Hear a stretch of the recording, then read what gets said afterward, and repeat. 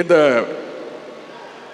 அற்புதமான திட்டத்தை வரலாற்று சிறப்புமிக்க மதுரை மண்ணில் தொடங்கி வைப்பதில் நான் மிகுந்த மகிழ்ச்சி அடைகின்றேன், பெருமை அடைகின்றேன்.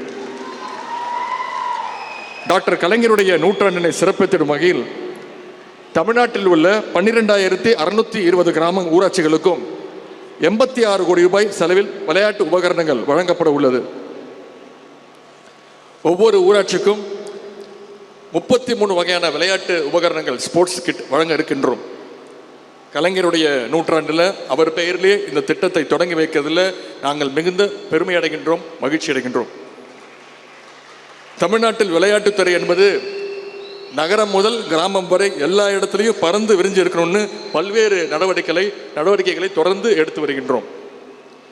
கிராமப்புற விளையாட்டுத்துறை திறமையாளர்களை கண்டறியதான் முதலமைச்சர் கோப்பை விளையாட்டுப் போட்டிகளை சென்ற வருடம் மிகச்சிறப்பாக நடத்தி முடித்தோம். 3 லட்சத்துக்கும் மேற்பட்ட விளையாட்டு வீரர்கள் அதில் கலந்து கொண்டாங்க. ஏழை எளிய கிராமப்புற விளையாட்டு வீரர்களுக்கு உதவத்தான் தமிழ்நாடு சாம்பியன்ஸ் ஃபவுண்டேஷன் என்ற திட்டத்தை தொடங்கி பல உதவிகளை செஞ்சுக்கிட்டு இருக்கிறோம். அதன் தொடர்ச்சியாக இன்றைக்கு இந்த கலைஞர் ஸ்போர்ட்ஸ் கிட்டை உங்களுக்கு வழங்குகின்றோம்.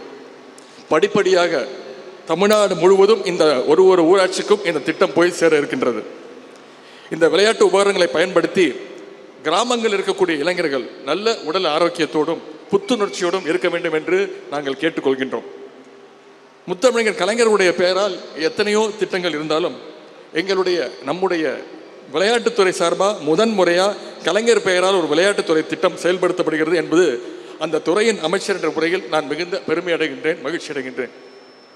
கலைஞர் அவர்களுக்கு அரசியல்வாதி, இலக்கியவாதி, பேச்சாளர், எழுத்தாளர் என பல முகங்கள் உண்டு. ஆனால் விளையாட்டுக்கும் கலைஞருக்கும் என்ன தொடர்பு, ஏன் அவருடைய பேரை இந்த திட்டத்திற்கு வச்சிருக்கீங்க அப்படின்னு உங்களில் சில பேர் நினைக்கலாம். கலைஞர் அவர்கள் தன்னுடைய சிறு வயதிலேயே களத்தில் இறங்கி எல்லா விளையாட்டையும் விளையாண்டவர். அதன் பிறகுதான் அரசியலுக்கு வந்த பின் ஆடுகளத்தில் விளையாமல் தவிர்த்து வந்தார். ஆனால் கலைஞர் அவர்கள் ஒரு ஆர்வமிக்க விளையாட்டு போட்டிகளுடைய ரசிகர். அது கிரிக்கெட் போட்டியாக இருந்தாலும் சரி, ஃபுட்பால் போட்டியாக இருந்தாலும் சரி, அனைத்து போட்டிகளாகவும் நெருக்கடியான நேரத்துக்கு இடையிலும் அந்த போட்டிகளை டிவியில் தொலைக்காட்சிகளை பார்த்து ரசிப்பவர் தான் டாக்டர் கலைஞர் அவர்கள். ஆனால் அதையெல்லாம் விட அவருடைய பெயரை இந்த திட்டத்திற்கு சூட்டிய காரணம், ஒரு விளையாட்டு வீரனுக்கு இருக்க வேண்டிய அத்தனை குணங்களும் திறமைகளும் டாக்டர் கலைஞர் அவர்களுக்கு இருந்தது. அதுதான் அவருடைய சிறப்பு. ஒரு விளையாட்டு வீரனுக்கு என்னென்ன திறமைகள் வேணும்? நல்ல எனர்ஜி வேணும், புத்துணர்ச்சி வேணும், நல்ல ஷார்ப்பான மைண்ட் வேணும், தோல்வியிலும் துவண்டு விடாத மனத்திடம் வேணும், இதை விட முக்கியம் நல்ல டீம் ஒர்க் வேணும். இப்படி சொல்லிக்கொண்டே போகலாம். இந்த திறமைகள் அனைத்தும் நம்முடைய முத்தமிழ் டாக்டர் கலைஞர் அவர்கள் இருந்தது. கலைஞருடைய எனர்ஜிக்கு நிகரான எனர்ஜியை நம்ம நினைச்சு கூட பார்க்க முடியாது. வசதிகள் எதுவுமே இல்லாத அந்த காலத்திலேயே தமிழ்நாடு முழுவதும் கிராமமாக சுற்றுப்பயணம் செஞ்சு கழகத்தை வளர்த்தவர் தான் டாக்டர் கலைஞர் அவர்கள். ஒரே நேரத்தில் அரசியலையும் சினிமாவிலும் இலக்கியத்திலும் கொடிகட்டி பறந்திருக்கிறார்னா அவர் எவ்வளவு உழைத்திருக்க வேண்டும் என்று நீங்கள் நினைத்து பார்க்க வேண்டும். கலைஞர் அவர்களுக்கு உள்ள அந்த எனர்ஜி ஒவ்வொரு விளையாட்டு வீரர்களுக்கும் இருக்க வேண்டும். ஓயாமல் பயிற்சி எடுக்க வேண்டும். சோர்வு என்பதே கூடாது. கடுமையான முறையான பயிற்சி தான் ஒரு விளையாட்டு வீரனை வெற்றி வீரனாக்கும். அடுத்து கலைஞருடைய ஷார்ப் மைண்ட். கலைஞர் அவர்களுக்கு இருக்கின்ற அந்த ஷார்ப் மைண்டு மிக ஆச்சரியமான ஒரு விஷயம்.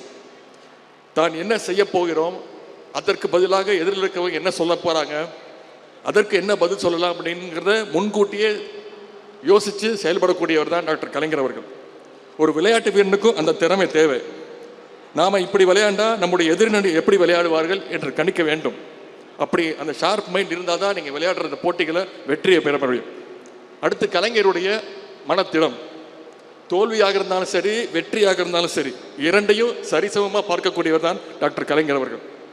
தொடர்ந்து உழைத்து கொண்டே இருந்தால் வெற்றி நிச்சயமாக நம்மை தேடி வரும் என்ற மனதிடத்துடன் கடைசி வரை கலைஞர் அவர்கள் மக்களுக்காக உழைத்து கொண்டே இருந்தார்கள். அதே போன்ற மன உறுதி இங்கு வந்திருக்கின்ற ஒரு விளையாட்டு வீரர்களுக்கும் இருக்க வேண்டும்.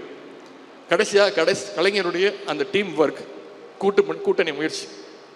கலைஞர் அவர்கள் மாதிரி ஒரு டீம் ஒர்க் செய்த வேறொரு நபரை இந்த உலகத்திலே பார்க்க முடியாது. கலைஞர் அவர்கள் மாதிரியே இப்பொழுது நூற்றாண்டை காணக்கூடிய அவருடைய நெருங்கிய நண்பர் இனமான பேராசிரியர் தத்தா, அவரை மாதிரி எண்ணற்ற போராளிகள், எண்ணற்ற பேச்சாளர்கள், எழுத்தாளர்கள், களப்பணியாளர்கள், முதியவர்கள், இளைஞர்கள் என கலைஞர்கிட்ட ஒரு மிகப்பெரிய ஒரு டீம், டஃப்பான டீம் இருந்தது. அந்த டீமை கலைஞர் அவர்கள் மிக நேர்த்தியாக வழிநடத்தினார். கலைஞர் அவர்களுக்கு பின்னர் நம்முடைய முதலமைச்சர் அவர்கள் அந்த டீமை இப்பொழுது சிறப்பாக வழிநடத்தி கொண்டிருக்கின்றார். அதே மாதிரி தன் விளையாட்டிலும் நல்ல டீமை நீங்கள் அமைத்துக் கொள்ள வேண்டும். நல்ல டீம் அமைந்து விட்டாலே நாம் பாதி வெற்றி பெற்று விட்டோம் என்பதற்கு அர்த்தம்.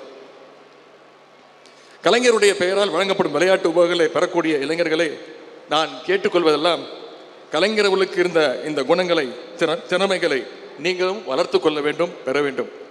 இப்பொழுது இங்கே வழங்கப்படுகின்ற இந்த விளையாட்டு உபகரணங்களை பயன்படுத்தி நம் வீரர் வீராங்கனையர் திறமைகளை வளர்த்து கொள்ள வேண்டும். சிறந்த திறமையாளர்களை தேர்ந்தெடுத்து அவர்களை மேலும் ஊக்குவிக்க தமிழ்நாடு விளையாட்டு மேம்பாட்டு ஆணையத்தின் மூலம் வழிவகை செய்யப்படும் என்பதையும் இங்கே நான் தெரிவித்துக் கொள்கின்றேன்.